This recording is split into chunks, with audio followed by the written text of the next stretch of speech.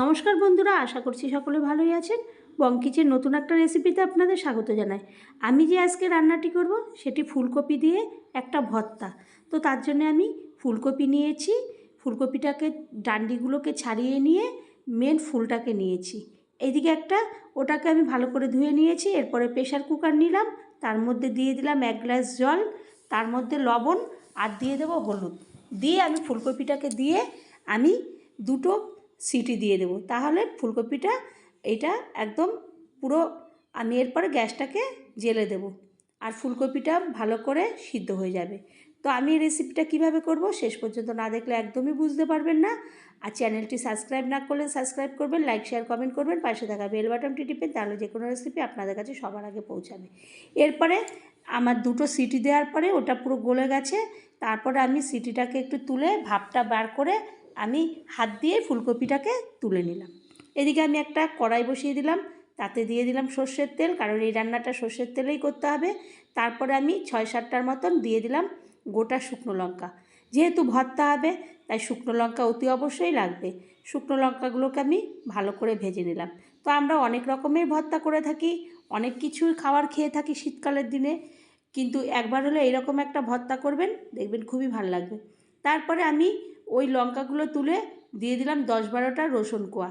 রসুন কোয়াগুলোকে তেলের মধ্যে একটুখানি অল্প অল্প হালকা করে ভেজে নেব। খুব একটা ভাজবো না, যাতে একদম নরম হয়ে যায় সেইভাবে ভাজবো, বেশি একটা লাল করব না। এরপর একটা হাতা দিয়ে তেল ছেঁকে আমি রসুনগুলোকেও ওই থালাটার মধ্যে যেখানে ফুলকপি রাখলাম, লঙ্কা ভাজা রাখলাম, সেইখানেই আমি এটা রসুনটাকে রেখে দিলাম। তো লঙ্কা ভাজলে এটা মাখলে দুর্দান্ত একটা গন্ধ বেরাবে। এটা দিয়ে আপনার পুরো ভাত, মানে হাঁড়িতে সেদিন বেশি চাল নিতে হবে, এরকম একটা ভর্তা। এরপরে দিয়ে দিলাম আমি 3-4টে পেঁয়াজ, একদম ঝুরি ঝুরি করে কাটা, সেইগুলোকে আমি একদম কাঁচা পেঁয়াজটা দিলাম না এখানে। পেঁয়াজটা একদম লালচে করেও ভাজবো না, একটু কাঁচা গন্ধটা দূর হবে সেরকমভাবে ভেজে নেব, তাহলে খেতে খুব টেস্ট লাগবে। ওই তেলের মধ্যে আমি এরপরে দিয়ে দেব প্রায় 100 গ্রামের মতো চিংড়ি মাছ। চিংড়ি মাছটাকে একটু হলুদ আর লবণ দিয়ে আমি ভেজে নেব হালকা হালকা, বেশি একটা কড়া করে ভাজবো না, তাহলে রবারের মতো হয়ে যাবে। তা ভর্তা আমরা অনেক রকম করি, কিন্তু একবার হলেও এরকম ফুলকপি দিয়ে চিংড়ি মাছ দিয়ে একটা ভর্তা করবেন, দুর্দান্ত লাগবে খেতে। হাতে মাখানো এইরকম একটা ভর্তা একবার হলেও খেয়ে দেখবেন, আপনার সেদিন হাঁড়িতে বেশি চাল নিতেই হবে, আর সবাই আপনার কাছে বারবার করে ভাত চাইবে।